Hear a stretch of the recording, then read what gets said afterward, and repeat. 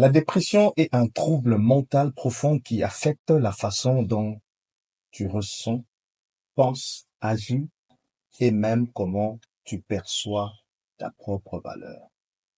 Nous en parlons aujourd'hui avec valeur. À toutes.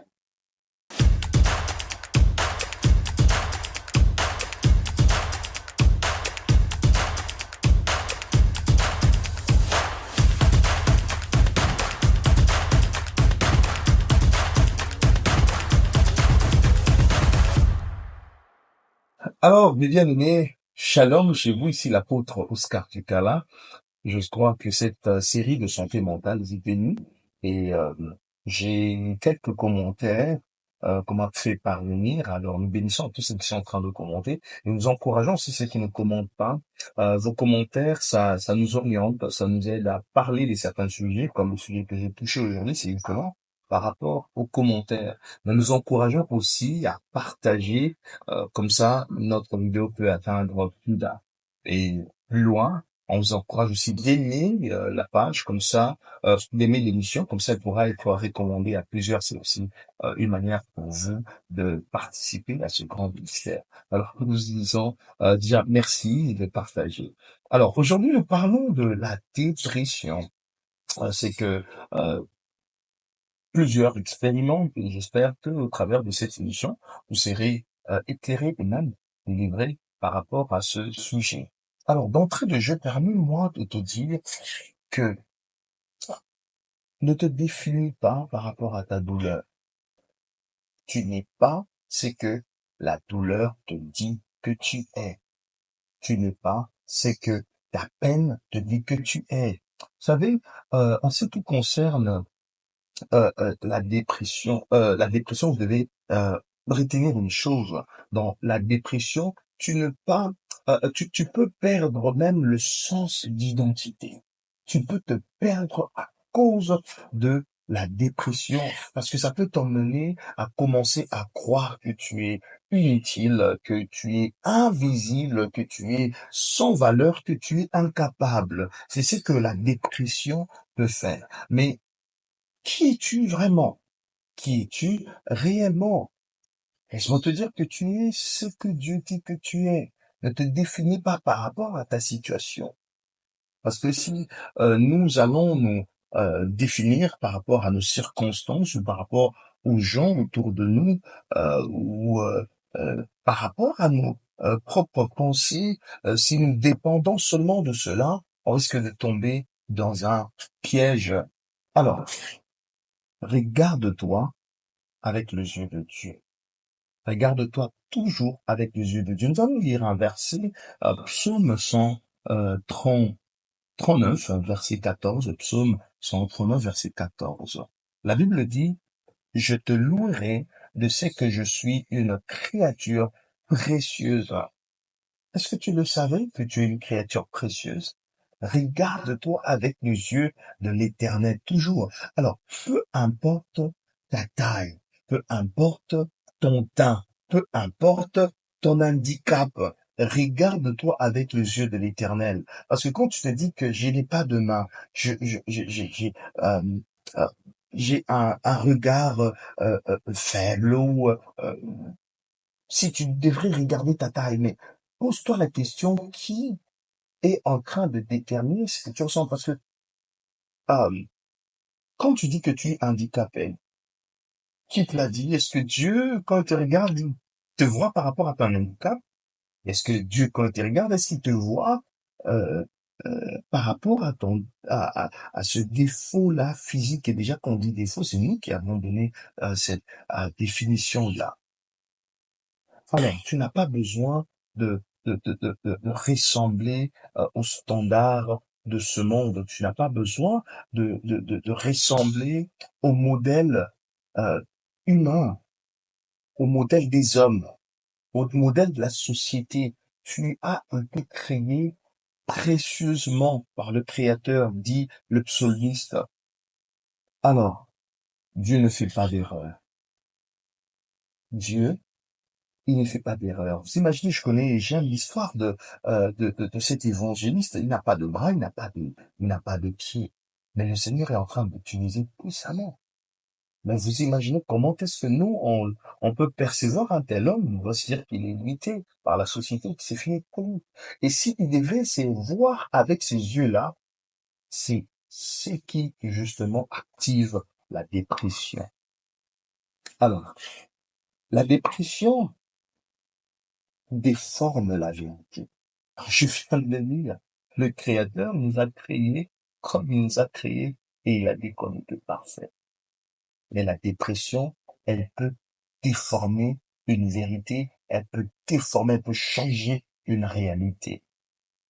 Elle te fait croire que tu n'as aucune valeur. Elle te fait croire que ta vie ne compte pas.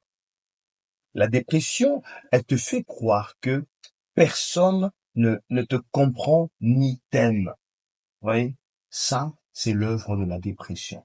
Elle transforme une réalité et elle, elle change même la vérité. Elle te donne une perspective des choses que elle-même peut te donner, qui n'est peut-être pas vrai pour la plupart des cas. Alors, mais toutes ces choses-là que la dépression peut te donner, ce sont des mensonges. Viens avec moi dans le livre de Psaume, de Jean, pardon, Jean 8, verset 38, Jésus-Christ dit, vous connaîtrez la vérité et la vérité vous affranchira. À la minute dont tu es en train de croire que le Créateur qui t'a créé n'a pas commis de faute, que celui qui t'a créé t'aime, et que tu as un but ici sur la terre, tout cela change. Alors, je t'encouragerai lorsque les pensées négatives viendront, dis, remplace cela par des paroles de vérité, remplace cela par des déclarations de vie qui pourront décourager cet état de dépression. Alors, je te propose quelques paroles de vie, quelques déclarations positives que tu pourras dire à ta propre personne. Alors là où tu es en train de me suivre, répète après moi. Dis, je suis aimé de Dieu. Dis-le. Je t'encourage même de le faire à haute voix. Dis, je suis aimé de Dieu. Dis cette parole. Dis, je suis utile et apprécié. Dis-le haut et fort. Je suis utile et apprécié à un but précis. Tu as un but dans la vie. Tu n'es pas inutile. Tu es utile et apprécié. Alors, dis avec moi. Je suis précieux ou je suis précieuse. Dis-le haut et fort. Je suis précieux, je suis précieuse. Malgré mon combat, je suis précieux. Dis-le avec moi, haut et fort, afin que tu actives la vie. Dis haut et fort, je suis en route vers ma guérison. Non, dis avec foi, dis haut et fort, je suis en route pour ma guérison. Et moi, je te crois, pendant que tu es en train de déclarer ces paroles, quelque chose est en train de se passer en toi. Alors, mets ton témoignage dans le commentaire pendant que tu as fait cet exercice. Qu'est-ce qui s'est passé? Alors, pour finir, permets-moi de te dire que tu n'es pas seul. Eh oui, le diable cherche à te faire croire que tu es seul afin de bien t'achever. Tu n'es pas seul. Psaume 34, verset 18, tu veux le lire, mes bien-aimés? Là, la dépression nous emmène dans l'isolement. Mais Dieu est proche de nos cœurs. Il est proche de ton cœur. Ne rentre pas dans cet état d'isolement. Non, tu n'es pas seul. Cherche un soutien dans la prière. Cherche un soutien dans une communauté chrétienne. Cherche un soutien. Tu n'as pas besoin d'être seul, de t'enfermer dans la chambre. Tu n'as pas besoin de t'éloigner du monde. Cherche un soutien. Cherche des professionnels, ceux qui sont qualifiés. Ils peuvent t'aider à sortir de la dépression. Et pour finir, je voudrais que tu crois cette vérité et que tu les déclares aussi. Parfois, on t'a dit que tu es tu es vilaine, tu es vilain, tu n'es pas beau. Non, c'est le même exercice. Dis je suis beau, dis je suis belle. Tu te vois vraiment prendre un miroir pendant que tu es en train de me dire oui. Et regarde-toi avec les yeux de l'Éternel, pas les yeux de l'humain. Dis je suis beau, je suis belle. Est-ce que tu peux le déclarer? Même si quelqu'un venait de te quitter, tu es en train de passer un moment difficile. Tu as été rejeté par un homme, par une femme que tu aimais. Non, il y a un Dieu qui t'aime plus que cela. Dis, je suis aimé.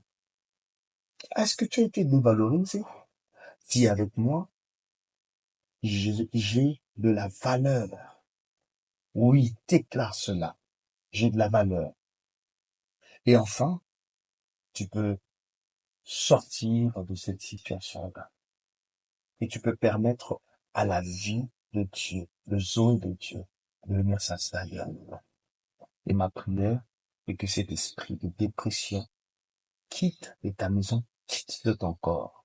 Et que Jésus-Christ, par la puissance du Saint-Esprit, s'installe à toi. Que Dieu puisse te bénir et on se retrouve très bientôt. Vos commentaires vont nous orienter pour la prochaine émission. Shalom, je vous à la maison.